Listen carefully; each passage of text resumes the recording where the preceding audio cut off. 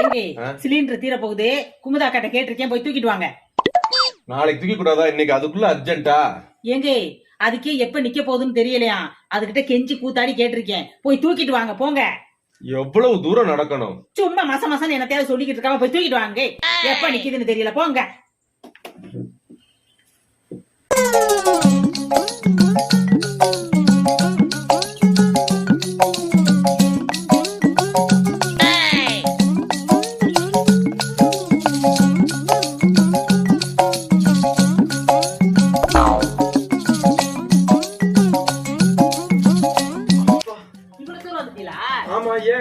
இப்பதான் குமுதா போன் போட்டுச்சு. என்னவா?